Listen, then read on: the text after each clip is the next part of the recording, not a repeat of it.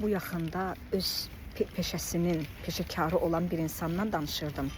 Və o mənə öz işi ilə bağlı çox maraqlı bir şey dedi. Dedi ki, bizim işdə ən önəmli olan harda dayandığını bacarmaqdır. Və düşündüm ki, necə də psixologiyaya yaxın bir şeydir, necə də eyni psixologiyada da belədir. Psixoloji seanslarda belə bir məqam var, bəlkə çox insan bilmir, sizə deyim. Müəyyən müddətdən sonra insanın, müştərinin psixoloqdan asılı ola bilmə reallığı var. Yəni ehtimal var ki, o psixoloqdan asılı vəziyyətə düşsün.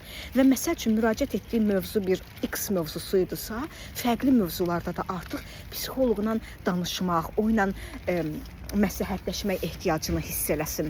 Ona görə də peşəkar psixoloq bilməlidir ki, harda dayanmaq lazımdır ki, qabağındakı insan asılı vəziyyətə düşməsin. Çünki məqsəd insanı psixoloji seanslardan asılı vəziyyətə salmaq deyil.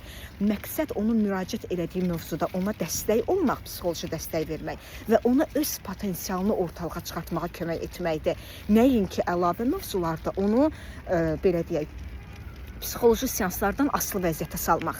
Bunu ancaq peşəkar psixoloqlar edə bilər və plus təbii ki, vicdanlı insanlar, həkimlərdəki kimidir də, nə qədər savadlı həkim ola bilər ki, amma hardasa təəssüf ki, müasir dövrün, belə deyək, kapitalist dövrün reallığına əsasən bu və ya digər şəkildə seans müalicə kurslarını uzadırlar, ehtiyac olmayan dərmanlar yazırlar. Psixologiyada da belədir, hər yerdə belədir. Ona görə birinci savad, ikinci insaniyyət.